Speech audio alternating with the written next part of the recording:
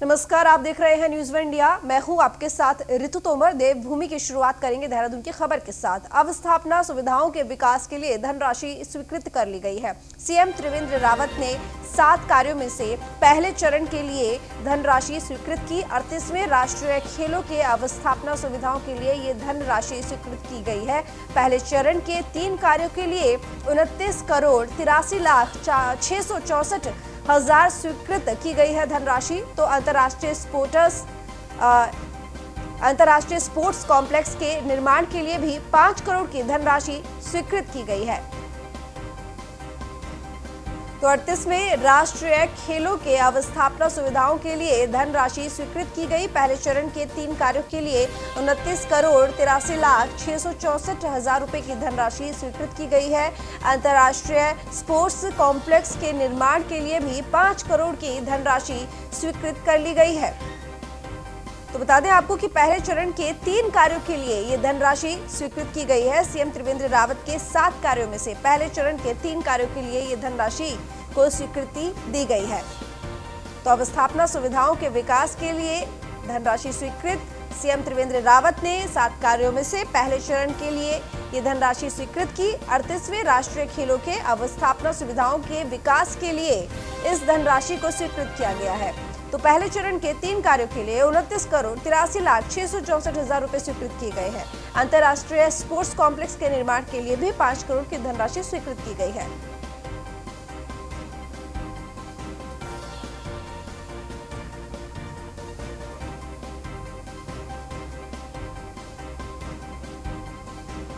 Resident editor Faheem तना हमारे साथ जुड़ चुके हैं ज्यादा जानकारी के साथ। फ़हीम, यहाँ पर जो 7 कार्य थे उनमें से पहले चरण के 3 कार्यों के लिए धनराशि स्वीकृत की गई है, जिसमें अवस्थापना सुविधाओं के विकास के लिए धनराशि का स्वीकृत किया गया है। तो कितना फायदा होगा, किस तरीके से विकास होगा, आपसे जानना चाहूंगी। ऋतु अपना फ़हीम, आपको आवाज मिल रही है मेरी? जी, आवाज मिल रही है। बिल्कुल। फ़हीम, अवस्थापना सुविधाओं के विकास के लिए धनराशि स्वीकृत की गई है और सीएम त्रिवेंद्र रावत ने 7 कार्यों में से पहले चरण के 3 कार्यों के लिए इस धनराशि को स्वीकृत किया है। आपसे जानना चाहूंगी कि ये जो कार्य हैं, 3 कार्य, ये कौन कौन से हैं और जिस धनराशि का स्वीकृत किया गया है जैसे कि अवस्थापना सुविधाओं के विकास के लिए, तो किस तरीके से विकास होगा अंतर्राष्ट्रीय खेलों में?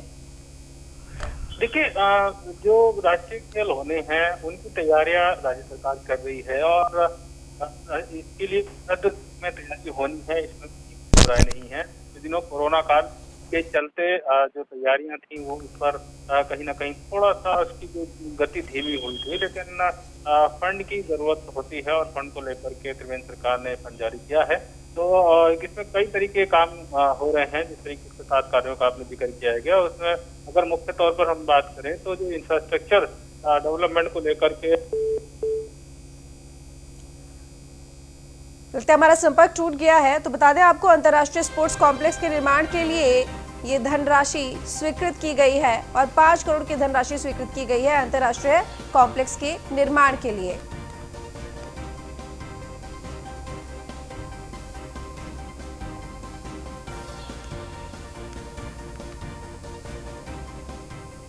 देहरादून से खबर है, मुख्यमंत्री ने विभिन्न पार्कों के निर्माण हेतु धनराशि स्वीकृत की है। चंपावत से टनकपुर नगरपालिका के अंतर्गत नेहरू पार्क के सौंदर्यीकरण हेतु 47 लाख 81 हजार, पंडित दीनदयाल पार्क के सौंदर्यीकरण हेतु 5 लाख 35 हजार की धनराशि स्वीकृत की गई। तो मुनि की रेती में इको पार्क के निर्माण कार्य के क्रियान्वयन हेतु हिमालयन परिस्थितिकी सुधार, जैव विविधता आवर्धन तथा आजीविका संवर्धन संस्था के गठन की भी स्वीकृति मुख्यमंत्री ने प्रदान कर दी है।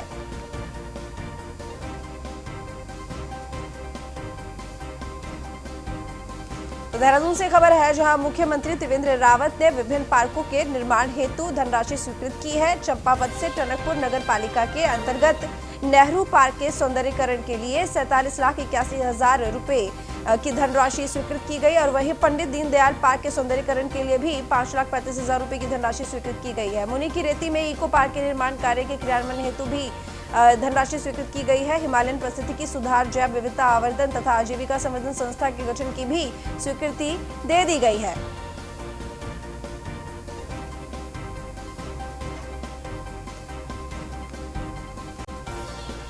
मुख्यमंत्री ने विभिन्न पार्कों के निर्माण हेतु धनराशि स्वीकृत की और चंपावत से टनकपुर नगर पालिका के अंतर्गत नेहरू पार्क के सौंदर्यीकरण हेतु 47,81,000 की धनराशि स्वीकृत की गई।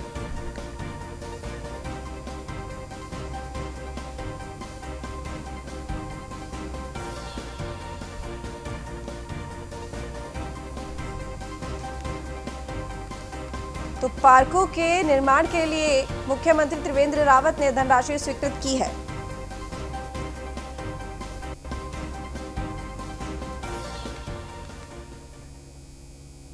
ब्रेक के बाद एक बार फिर स्वागत है। देहरादून से खबर है, जहां सरकार के फैसले से बड़ी आबादी को राहत मिलेगी। त्रिवेंद्र सरकार ने 10 साल हाउस टैक्स से राहत दे दी है जनता को। तो राजधानी दून के 40 वार्ड्स को होगा अब सीधा फायदा।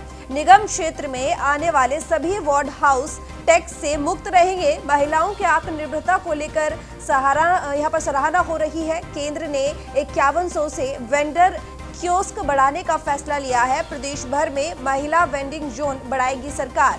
तो अब हाउस टैक्स हटा दिया गया है। और देहरादून से बड़ी खबर है, जहां पर राजधानी दून के 40 वार्ड्स को अब सीधा फायदा होगा। निगम क्षेत्र में आने वाले सभी वार्ड हाउस टैक्स से मुक्त रहेंगे। फहीम तना रेजिडेंट एडिटर हमारे साथ जुड़ गए हैं। एक बहुत बड़ा फैसला फहीम त्रिवेंद्र सरकार ने लिया और 10 साल हाउस टैक्स से राहत दे दी है देहरादून की जनता को।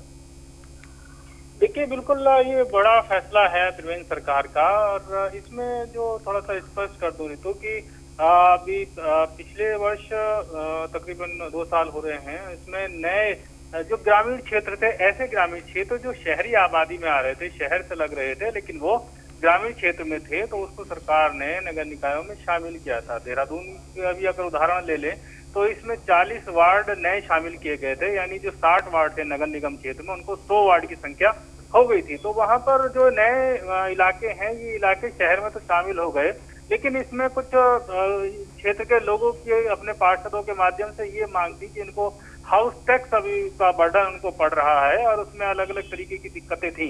तो लिहाजा फिर वो सरकार तक जब बात आई तो सरकार ने मुख्यमंत्री त्रिवेंद्र सिंह रावत ने ये फैसला लिया है, इस कैबिनेट के माध्यम से कैबिनेट ने उसको मंजूरी दे दी है कि अगले 10 साल तक ये नए जो वार्ड शामिल हो रहे हैं, और बड़ी आबादी है, 40% आबादी इसको कह सकते हैं, तो ये हाउस टैक्स से इसको राहत के लिए सरकार ने फैसला ले लिया है। इसकी काफी सराहना हो रही है और जिसकी मांग लगातार कर रहे थे केंद्र ने 5100 से वेंडर कियोस्क बढ़ाने का भी फैसला लिया है। तो प्रदेश भर में महिला वेंडिंग जोन भी सरकार बढ़ाएगी, इसको थोड़ा समझना चाहेंगे। देखिए, अभी क्या है कि जो बाजार है, जो हाट लगती हैं, जैसे सब्जी मंडी हुई और दूसरी मंडियां हैं जो रिटेल की, फ्रूट की मंडी है या फिर सब्जी मंडी है, तो इसको जो ये वेंडिंग जोन के तौर पर इनको जाना जाता है। लेकिन चूंकि त्रिवेंद्र सरकार महिलाओं को आत्मनिर्भर बनाने के लिए अलग अलग तरीके की योजनाएं, अलग अलग तरीके कदम बढ़ा रही है, तो लिहाजा एक ये भी विचार आया है कि इसमें जो रिटेल का काम करने के लिए अगर कोई महिलाएं राज्य की इच्छुक होती हैं और वो कोशिश करती हैं, तो उनको छोटे स्तर पर व्यवस्था उनकी की जाए। तो लिहाजा नगर निगम क्षेत्रों में, नगरीय क्षेत्रों में राज्य भर के वेंडिंग जोन तकरीबन 51 से 5100 वेंडिंग 5100 कियोस्क होंगे, यानी ये वेंडर्स होंगे। और इसमें ये हो सकता है कि जो बड़ा शहर है, जैसे देहरादून बड़ा शहर है, तो यहाँ पर ज्यादा वेंडिंग जोन हो सकते हैं। छोटा शहर कोई डोईवाला, ऋषिकेश या कोटद्वार छोटे हैं, तो वहाँ पर छोटे कम वेंडिंग जोन हो सकते हैं। लेकिन टोटल वेंडिंग जोन के हिसाब से जो कियोस्क होंगे वो 5100 होंगे, तो ये बड़ी राहत है। यानी ये कहा जा सकता है कि 5100 महिलाओं को वेंडिंग जोन में काम करने के लिए सरकार राहत देने जा रही है। ठीक, बहुत धन्यवाद तमाम जानकारी के लिए। रुक करेंगे अगली बड़ी खबर की ओर। लालकुआं विधानसभा के बीजेपी विधायक नवीन दुमका ने एक प्रेस वार्ता कर पत्रकारों को बताया कि कैसे विकास कार्य लालकुआं विधानसभा में तेजी के साथ किए जा रहे हैं और लालकुआं में कई नई उपलब्धियां आने वाले समय में देखने को मिलेंगी। इसके साथ नैनीताल दुग्ध उत्पादक के संघ के जितने भी कर्मचारी हैं, उनको दीपावली में बोनस और दूध संघ से जुड़े हुए लोगों का जो भी पैसा रुका है उसको जल्द ही रिलीज कर दिया जाएगा, जिससे उनको राहत मिले। दुग्ध संघ को आगे बढ़ाने में हमेशा दिन रात साथ रहता है। मैं आप सबका भी आभार। तो वन मूलक पूरा क्षेत्र से लेकर के पूरे संक्रमित, इसको भाजपा सरकार ने बजटीय विषय बना दिया है। इसकी बजट में व्यवस्था होती है और जब किसी चीज़ की बजट में व्यवस्था होती है तो उसके भुगतान की व्यवस्था होती है। समय आगे पीछे हो सकता है। कोविड के कारण दिक्कत हुई है। फिलहाल संभवतः 6 महीने का प्रोत्साहन राशि को अवमुक्त कर दिया गया है, जिससे दुग्ध उत्पादक को लाभ हुआ। धन्यवाद। सांसद अजय भट्ट और दर्जा प्राप्त मंत्री वन निगम के अध्यक्ष सुरेश परिहार दिनेशपुर के श्री हरि मंदिर में पहुंचे, जहां हरिचांद गुरुचांद मथुआ संप्रदाय के धर्मगुरु और श्री हरि मंदिर के संस्थापक मथुआ रत्न दिवंगत आचार्य बाबा गोपाल महाराज के ब्रह्मभोज कार्यक्रम में शामिल हुए। इस दौरान अजय भट्ट ने समाधि पर पुष्प अर्पित कर उन्हें श्रद्धांजलि दी और उनका भावपूर्ण नमन किया। सांसद ने मंदिर परिसर में मौजूद सभी भक्तजनों को सांत्वना दी। साथ ही महाराज के प्रमुख शिष्य विवेकानंद ब्रह्मचारी को सांत्वना देते हुए कहा कि महाराज का धर्म और समाज के प्रति योगदान को कभी भी नहीं भुलाया जा सकता। आज मथुआ संप्रदाय के महाराज जी जो प्रभु के चरणों में लीन हो गए हैं, मैं उनके चरणों में नमन करने के लिए आज यहाँ पर आया हूँ। उन्होंने 80 के दशक से अब तक यहाँ पर लगभग उनके 15 से 20 लाख जो शिष्य हैं, उनको एक सही दिशा, सही दशा और जीने का सही तरीका, धर्म के प्रति आस्था और समाज के प्रति उनके क्या कर्तव्य हैं, इन सब का जो प्रवाह यहाँ पे दिया, ये संदेश दिया, उसके लिए मैं पूरा क्षेत्र जो है उनका ऋणी है। नेता उत्तराखंड में है, उतनी ही पश्चिम बंगाल में है। बंगाली समाज उनको बहुत हृदय से सम्मान करता है, साक्षात भगवान मानता है और वास्तव में वो भगवान जैसे ही थे। वो जो कहते थे वो होता था, उनका आशीर्वाद। उत्तराखंड प्रदेश किसान कमेटी की लाल कुआं इकाई का गठन किया गया, जिसमें प्रदीप कुमार जग्गी को उत्तराखंड प्रदेश किसान कांग्रेस कमेटी का ब्लॉक अध्यक्ष बिंदु खता नैनीताल बनाया गया है। कांग्रेस के सुनील राठी पूर्व राज्य मंत्री ने सभी नवनिर्वाचित पदाधिकारियों को बधाई देते हुए फूल माला पहनाकर शुभकामनाएं दी है। के प्रति निष्ठा और लगन के मध्य। देखिए सर, ऐसा है, उत्तराखंड किसान कांग्रेस ने मुझे यहाँ पर बिंदु खत्ता ब्लॉक अध्यक्ष नियुक्त किया है और मैं धन्यवाद देना चाहूँगा हरीश रावत जी का और हमारे किसान कांग्रेस के प्रदेश अध्यक्ष सुशील राठी जी का और प्रदेश महासचिव हमारे गिरधर बम जी का और जो पूर्व हमारे प्रदेश प्रवक्ता रहे हैं बलवंत सिंह बोहरा जी, मैं उनका भी बहुत आभारी हूँ। और मैं जो मुझे जिम्मेदारी दी गई है मैं उसको वो बड़ी निष्ठा के साथ निभाऊंगा और किसानों की जो हित की बात रहेगी मैं उसको बड़े मजबूती के साथ आगे बढ़ाऊंगा और उम्मीद करता हूं कि मैं अधिक से अधिक लोगों को संगठन से जोड़ूंगा, किसान कांग्रेस से जोड़ूंगा। बस यही मैं कहना। डोईवाला से खबर है, जहां आप कार्यकर्ताओं ने समस्याओं को लेकर प्रदर्शन किया। एसडीएम को मुख्यमंत्री के नाम ज्ञापन सौंपा। वैध खनन खोलने की मांग की घोषणा के बाद भी नहीं खोला गया। बालावाला में डिग्री कॉलेज प्रदेश प्रवक्ता प्रमोद कपरूवान शास्त्री रहे प्रदर्शन में शामिल। घोषणा के बाद भी नहीं खोला गया। बालावाला में डिग्री कॉलेज और नकरौंदा क्षेत्र को जोड़ने वाला पुल शुरू न होने से ग्रामीणों को परेशानी भी हो रही है, तो मांगे पूरी न होने पर उग्र आंदोलन की चेतावनी दी गई है। बंद करो, नदियों का चुगानकरण शीघ्र खेती। जैसे आपने देखा कि अभी एयरपोर्ट विस्तारीकरण के नाम पर जोलीग्रांट, भानेवाला और जोलीग्रांट और आपका थानों भोगपुर में जिस तरह से हजारों पेड़ों की बलि विकास के नाम पर दी जा रही है, उसको लेकर के आम आदमी पार्टी ने एक बिंदु हमारा पेड़ों के कटान को रोकने का है और दूसरा जो ज्वलंत इस प्रदेश के अंदर, पूरे प्रदेश के अंदर की जो समस्या है और डोईवाला विधानसभा की भी समस्या है कि देखो एक तरफ हमारी शोंग नदी है, सुसवा नदी है और जाखन नदी है, लेकिन डोईवाला विधानसभा के लोगों को और इस प्रदेश के लोगों को बाहर अन्य राज्यों से हमें जो है खनन सामग्री को महंगे दामों पर खरीदना पड़ रहा है। उसको लेकर के आज हमने माननीय मुख्यमंत्री महोदय जी से निवेदन किया है कि इन नदियों का जो चुगान का कार्यक्रम है वो शीघ्र खोला जाए। हरिद्वार में राष्ट्रीय गंगा उत्सव के अवसर पर हरिद्वार में गंगा सफाई अभियान एवं चित्रकला प्रतियोगिता का आयोजन किया गया है, जिसमें कई स्कूलों के बच्चों ने भाग लिया।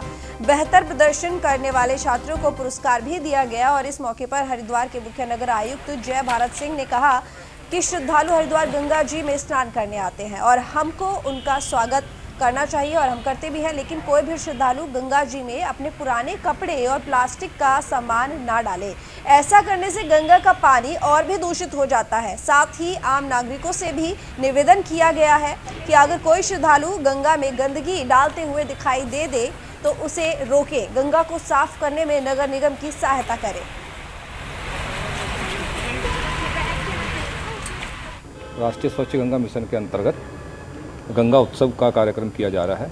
उसी के अंतर्गत ये सब कार्यक्रम किए गए हैं और इसमें बच्चों का ड्राइंग कंपटीशन है। ड्राइंग कंपटीशन में थीम गंगा जी और उससे संबंधित है, उनकी स्वच्छता से संबंधित है। प्रत्येक रविवार सरकारी स्तर पर भी और जो स्वयंसेवी संगठन हैं या अन्य लोग जो गंगा जी के प्रति किसी न किसी रूप में जुड़े हुए हैं, उनके द्वारा सफाई अभियान चलाया जाता है।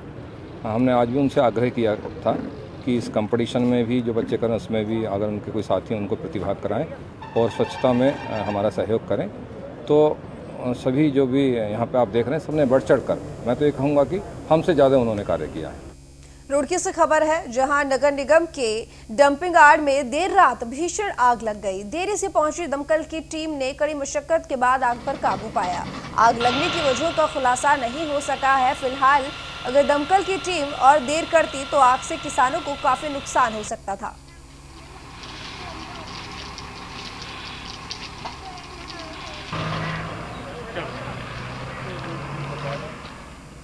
यहाँ पे जो खत्ता है तो यहाँ पे लापरवाही करते हैं निगम वाले।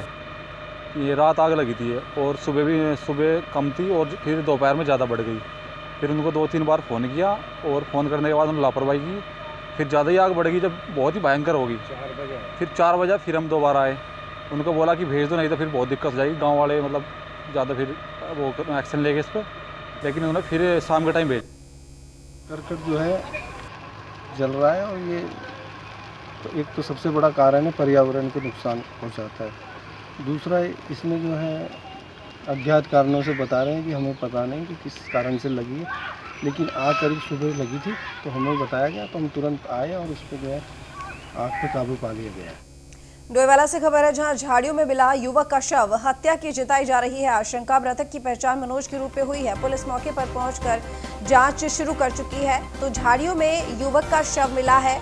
हालांकि मृतक की पहचान की जानकारी हो चुकी है। मृतक की पहचान मनोज के रूप में हुई है। पुलिस मौके पर पहुंचकर जांच में भी जुट गई है, लेकिन हत्या की आशंका जताई जा रही है। तो झाड़ियों में युवक का शव मिला, इलाके में सनसनी फैल गई है। पुलिस मौके पर पहुंचकर जांच में जुटी हुई है। फिलहाल इस बुलेटिन में इतना ही। देखते रहिए न्यूज़ 1 इंडिया।